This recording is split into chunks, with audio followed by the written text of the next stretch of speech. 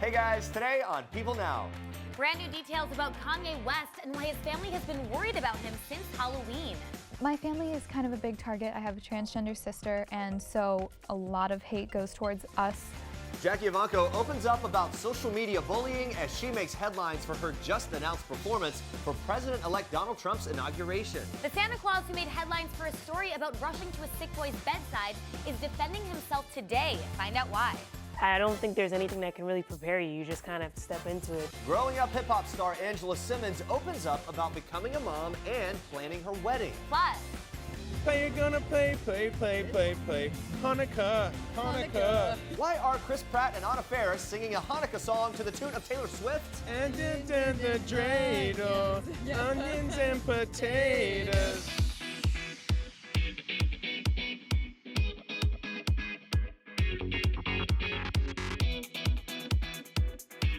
Getting into the holiday spirit in many, many different ways today. Good morning, welcome to People Now. So good to see you. We are streaming live. Here's what you need to know and what's trending today. We're learning more about Kanye West's mental state in the weeks leading up to his November 21st hospitalization for exhaustion, with a source telling people that things haven't been right since Halloween. The source tells people this: he wasn't making a lot of sense when he talked, and he was texting a lot of strange stuff to people. Not dangerous, but he just didn't make a lot of sense. The source goes on to say part of loving Kanye is that he sometimes is talking on a different level from you, and you just listen. But this was a lot more alarming. And according to the source, West would text and call around the clock because he wasn't sleeping.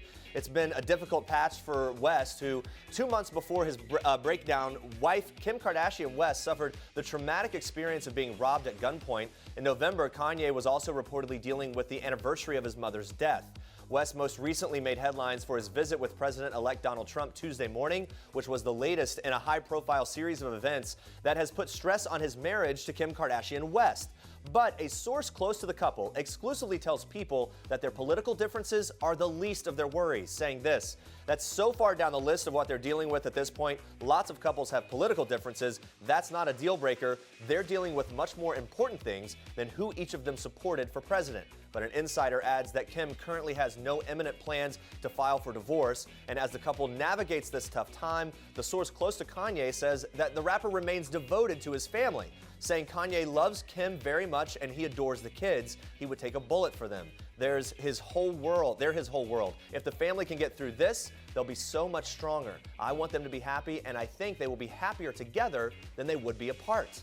And guys, stay on People.com for the latest on this story. Now moving from one musician to another, America's Got Talent runner-up and singer Jackie Evancho made a huge and potentially life-changing announcement Wednesday morning, saying that she would be singing the national anthem at Donald Trump's presidential inauguration next month. And I had the chance to sit down with her right after the announcement to ask her about the big day, and I also asked her how she handles social media backlash and criticism. Watch this.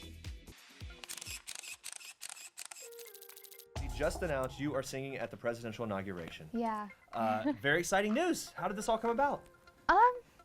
My manager, well, I performed for Trump in the past, and my manager was like, wow, what would be great for me to sing at the inauguration. And so he had a meeting with Trump's people, and I guess it happened. And away we go. Yeah. What are you most excited about for the day? Singing. I mean, it's this worldwide audience. I mean, here it goes. That's what I'm mainly excited about, is the audience. I feel like it's going to be a big audience, and I love big audiences. Okay, and you have sang for the Obamas before. So not your first time in front of a sort of presidential type audience. Yeah. What do you remember from singing in front of them, and do you hope to sing in front of presidents just moving forward? I think this is maybe your thing. Well, I remember that I got a loud applause, and that everyone was really impressed. Yeah. So I'm hoping the same thing happens. Okay. Nervous at all about doing it? Or Oh my gosh, yes. Being part of the social media world now, how do you handle, social media bullying, things like that? Social media can be a very, cruel place. Oh my gosh, yeah.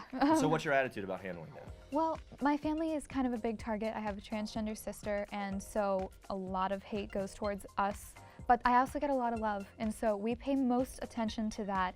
And sometimes we get really annoyed with the hate. Everyone does.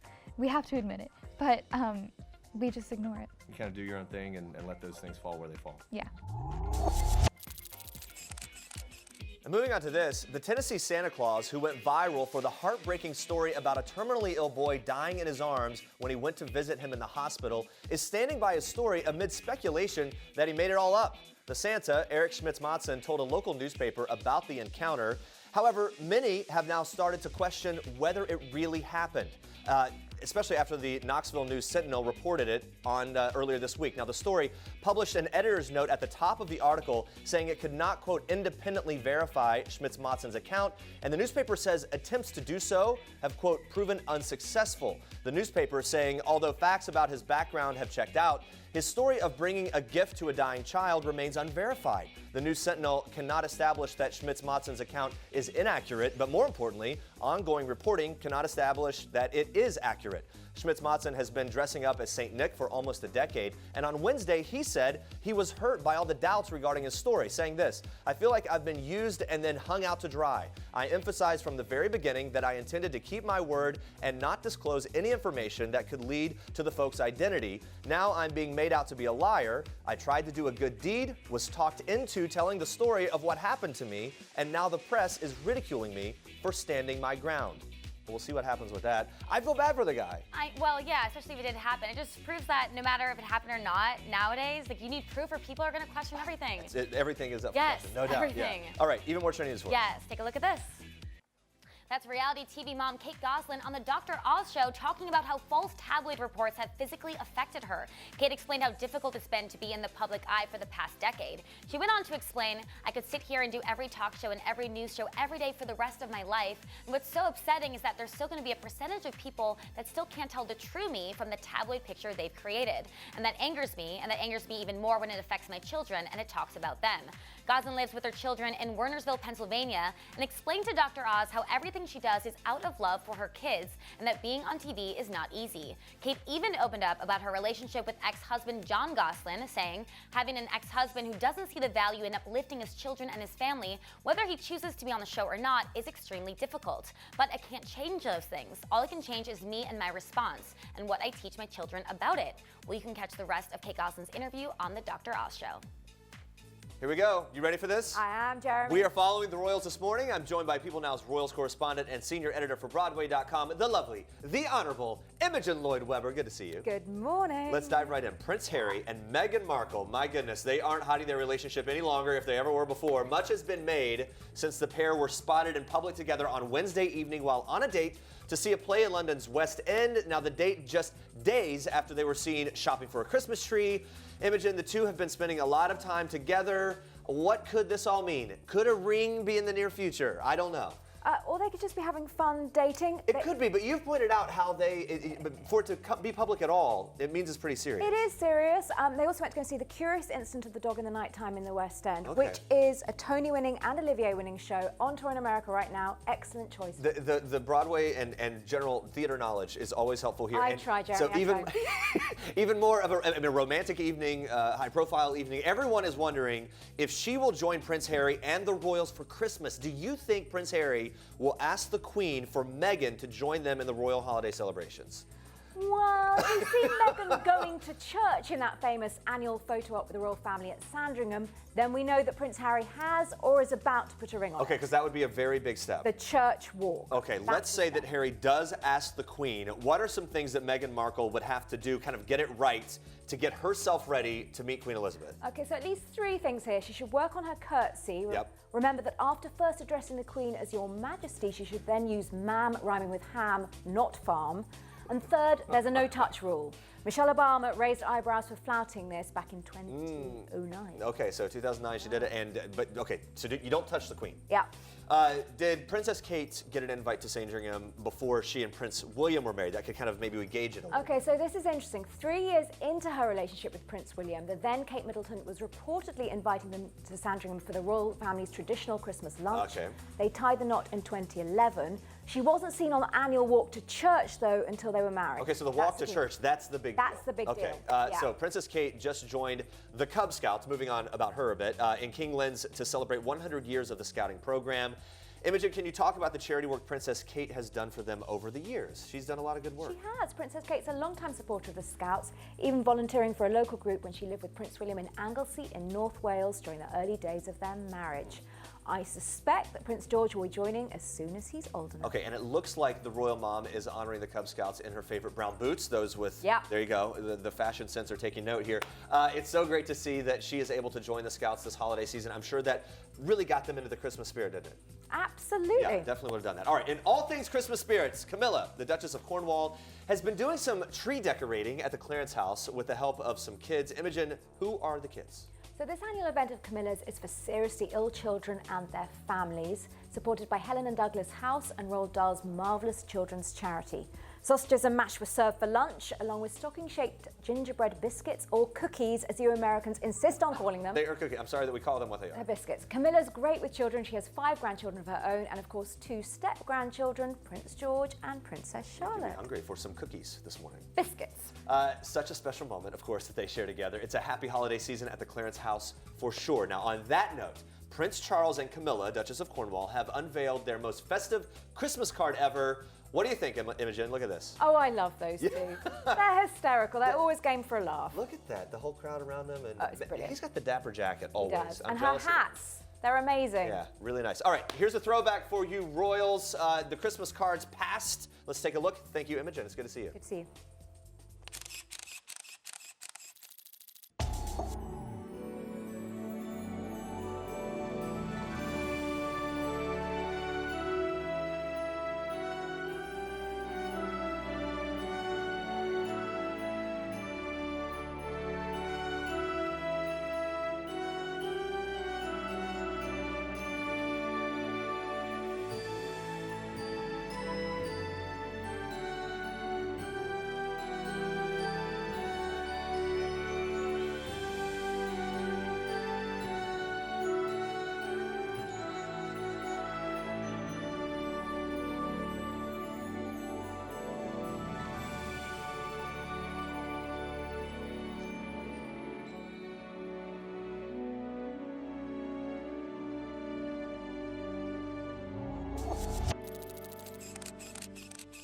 Love surprises! That's a sneak peek of tonight's episode of Growing Up Hip Hop. The hit WE TV show features Rev Run's daughter, Angela Simmons, and it's our Toyota People pick of the day. Well, when the 29-year-old just gave birth to her first child in September, I just sat down with her and she dished on being a mom to a newborn, wedding planning, and what her dad, Rev Run, is like as a grandfather. Watch this.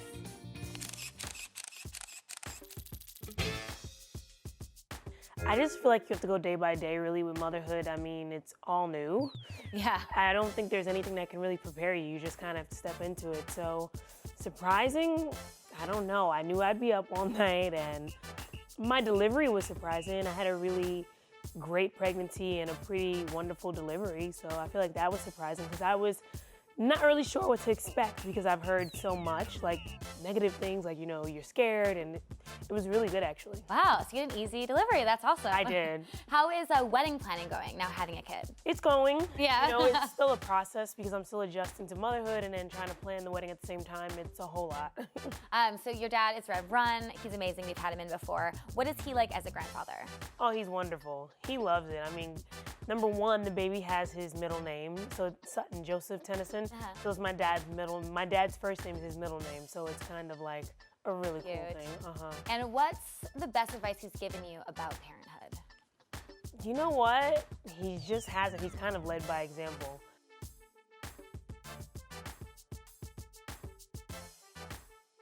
All right, guys, and stay with us. Meet the hero who turned his tragic paralysis into something positive for others. Plus, Chrissy Teigen gets a stand-in for a Christmas card with baby Luna. Stick around.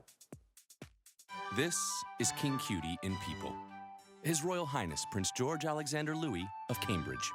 These are George's parents, George's home, his Nana, the Queen, and his staff of 644 Englishmen. This is George's dog Lupo, who inspired his favorite book, The Adventures of the Royal Dog Lupo, one George will share now that he's a big brother. People. The details make the story. Don't miss this week's People. It's time now for our daily focus. Travis Roy was a promising hockey player headed to Boston University in 1995. In the first game of the season, as a freshman, Travis's number was called and he headed onto the ice. This was fulfilling his childhood dreams of playing big-time college hockey. But the next 11 seconds changed Travis's life forever. Within 11 seconds of playing, Travis went headfirst into the boards and cracked his fourth vertebrae, leaving him paralyzed from the neck down. His time playing hockey was over. But in the face of that adversity, Travis persevered. 2 years after his accident, he started the Travis Roy Foundation. It's an organization that raises money to support people who have survived spinal cord injuries. Take a look.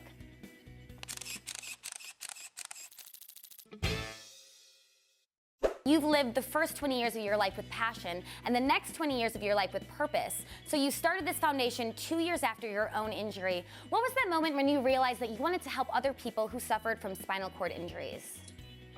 It was a moment just on the rehabilitation floor when I was in the hospital, and there was a lot of support after my injury that's made my life so much easier than it could have been. But at the same time, I realized that there are many people with the same injury that didn't have family there to support them or insurance to cover the bills, and so I figured there's an opportunity there, and it's been quite a path. I didn't know what I was doing when I started, but we've done some really good things.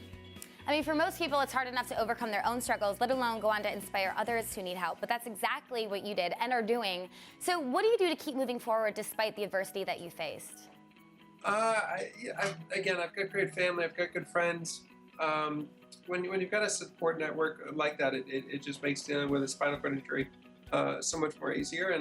And I've been doing it for over 20 years now, and it's not a lot of fun, but as you mentioned, I have found some purpose, and which is giving my life meaning, and just kind of looking to touch more people's lives and provide more grants and fun research. And I just like to. It's a small part, but I would like to be a part of kind of ending paralysis as we know it, and I think it's possible in the next 10, 15 or so years.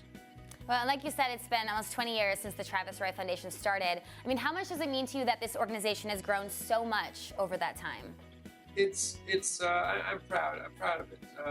I'm proud of everybody that's been a part of this. It was a devastating injury almost 21 years ago, and but so many people have, whether it was making a donation or writing a letter to appreciation, or a lot of people have made made the foundation what it is today, and I'm just so grateful for those people, and I'm looking forward to the next 5, 10, 15 years and what we can accomplish together. Well, you've inspired a lot of people since you started this organization, but is there anyone along the way that you've met who really, really inspired you? I'll be honest. I met Christopher Reeve early on, and he certainly kind of gave me the inspiration to start the foundation and to try to give back. And what's been really neat is the last couple of years of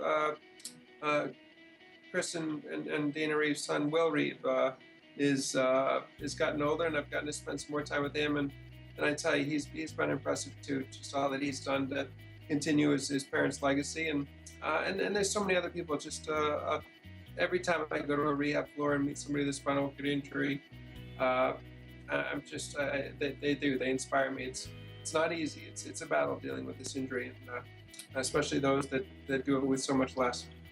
Yeah, definitely. And you've already raised $5.5 million. There's always more that can be done. What can people do to get out and help the Travis Roy Foundation continue to grow and provide help to those who are struggling with spinal cord injuries? The easiest thing is just to go on to travisroyfoundation.org, read about some of the work we've done, some of the people's lives we touched, some of the research we fund, and of course there's a donation link there, so it would be great if anybody's out there that'd like to support our cause, and as we not only fund research, but again, try to provide adaptive grants, wheelchairs, voice-activated computers to spinal cord injury survivors in need. It's really incredible what people can do these days with a disability. If they've got the right technology, the right equipment, unfortunately it's all pretty costly. So we're trying to just provide those opportunities, and independence is what we all crave as people with paralysis. Well, and the 20th anniversary of the Travis Roy Foundation will be in 2017. So do you have anything planned to celebrate that incredible milestone? We're working on that. I think it's kind of nice to reflect back and see all the lives we've touched, and give ourselves a little bit of a pat on the back, but at the same time, figure out the next strategic plan for the next, as I say, 5-10 years. And I'm hopeful for the research. I don't know that I'll walk again, but I do think I'll be independent again. And I think for all of those that are out there with a loved one with paralysis, or for the survivors themselves, it's better days are ahead, but we're not quite there yet. Well, Travis, thank you so much for everything that you're doing. And for more information, please visit the TravisRoyFoundation.org. Thank you. Thanks so much, Andrea.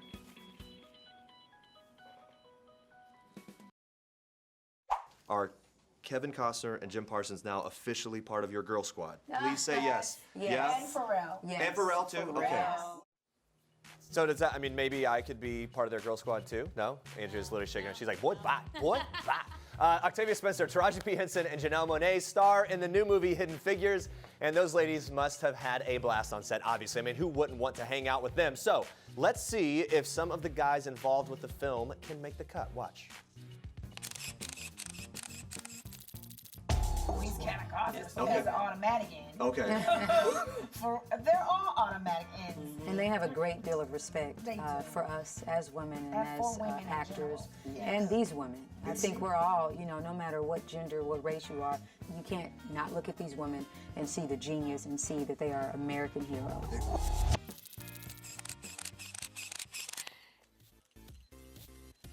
It's that time again. The stars are on the move, and we're following them in today's edition of Star Treks. Our son had a Christmas, Yeah. had a really? Yeah, my daughter had He had his holiday recital. pageant, yeah. He sang the Taylor Swift Hanukkah song. Yeah. Taylor Swift has a Hanukkah song, Yeah. apparently, according to his preschool. It was And pretty it's, great. yeah, It was really, really sweet it was to, very to sweet. see him up there. He crushed it. He danced, sang, did the whole number. It was pretty amazing. He could have been a little better, though. He could have been a little. I have notes. We brought some talent scouts, and we're waiting for feedback. I love them. As you can see from that clip, our favorite funny couple, Chris Pratt and Anna Faris, shared some hilarious stories about their 4-year-old son, Jack, while walking the red carpet for the Passengers LA premiere on Wednesday night. Pratt stars alongside Jennifer Lawrence in the new space thriller, so we know he can act, but what about sing? We'll check out him and Anna attempt to sing Jack's super cute T-Swift-inspired Hanukkah song. Play, you're gonna play. Hanukkah. And then what's the part about? It was something about Potato, potatoes. and the dreidel, onions and potatoes, something like that. I don't know. Anyways, it's a classic Hanukkah song. Onions and potatoes. It's pretty catchy. It's gonna be stuck in my head all day now. Well, little Jack, who was born premature 4 years ago in August, has stolen all of our hearts on Chris and Anna's social media accounts. So it's no surprise the duo gushed about their baby boy at the premiere. But what did Jack think about his daddy's new space movie? Well, the couple revealed he's obsessed with 2 things at the moment: Star Wars and the moon. Well, there's a lot of Star Wars talk. Yeah, a lot of Does Star that Wars. count? Does that count? Yeah. We told him that's nonfiction, Yeah. and that those worlds exist. And yeah, he's kind of obsessed with going to the moon. Yeah. He has been for a long time, since he first saw it. He was angry that he couldn't touch it, so he'd see the moon, he was like, I can't touch it. And he gets so mad, huh? Remember? Yeah. Anyways, one day he'll touch that moon. Yeah. You mark my words. My son's going to the moon. Watch Passengers. We will mark your words, Chris. Well, Passengers hits theaters Wednesday, December 21st. So if you need a little more Pratt in your life, which I know we all do, make sure to grab your tickets. All right, moving on from one adorable little boy to one adorable little girl, Chrissy Teigen and baby Luna Simone are getting into the Christmas spirit, even if hubby John Legend is away. The model and lip sync battle host took baby Luna to her first Santa photo op at her local Macy's on Wednesday, and the pics are just too cute for words. Little 8-month-old Luna looks so precious in her black and red plaid dress, and unlike most babies, seems to not be too freaked out by Santa Claus. But of course, everyone wants to know, where was John Legend for this picture-perfect moment? Well, he's currently in Paris, but Chrissy still found a very creative way to have her hubby there with the ho-ho-whole family, posting this hilarious pic with a pal holding a cutout poster board of John's face. You know, next best thing, right? Well, Chrissy captioned the photo, when your husband is in Paris, but you gotta get your Santa on. Yes, Chrissy, keep those Christmas pics coming. And those are your Star Treks for today. This is Jennifer Lawrence in People. This is Jennifer photobombing Taylor Swift, and Sarah Jessica Parker and Liam Hemsworth. Proving that while we all love the fashion of the red carpet, it's people who steal the show. People The details make the story. Well, guys, we have a little throwback Thursday for you today. Jeffrey Donovan, star of Hulu's Shut Eye, really became a household name for his role in the show Burn Notice. So when he recently stopped by the People Now studios, I asked him what memory stands out the most from his time on the hit show. Plus, he reveals what Burn Notice taught him about being an actor. Watch. I just remember it was always hot. We shot in the summer in Miami.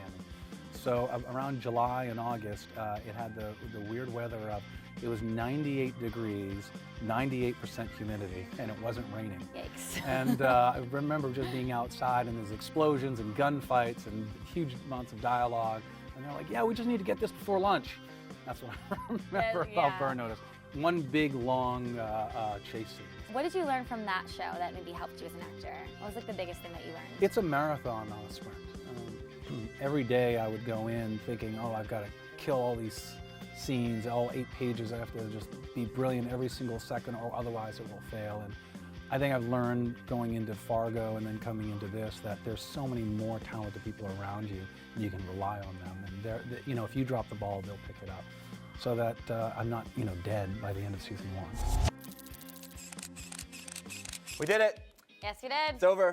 It is done. But there's more though, tomorrow. Tomorrow. Derek and Julianne Hough, they're back. They're dishing on what the brother and sister always bicker over. And it's pretty crazy what they bicker over. Plus, they do bicker, by the way. That's breaking news. I know. I thought they always got along. I didn't know. Plus, we have a Fashion Friday of Emma Stone in honor of her movie La La Land. Well, thank you so much for watching. For now, we leave you with one last thing from country star Cam. Enjoy. Bye, guys. Hi, I'm KM, and this is One Last Thing. The last song I had stuck in my head was Holy War by Alicia Keys, because I got her new album. My last big splurge was a chair in my new house. It's like a leather armchair, and it's really nice. The last time I was starstruck was the last CMA Awards, 2015, and people had kept coming up to me and telling me like, oh, you're great, and I was shocked anyone knew who I was just starting out. And as I was leaving the rehearsal for presenting an award, I was walking down the hallway and Justin Timberlake was coming towards me, and he looks at me and he starts to smile, and I was like, oh my God, even Justin Timberlake knows who I am, and he started to wave. So I start to wave back, and his face started to get confused, and then I realized Chris Stapleton was right behind me, and they were doing a performance together later that night. So he wasn't waving at me.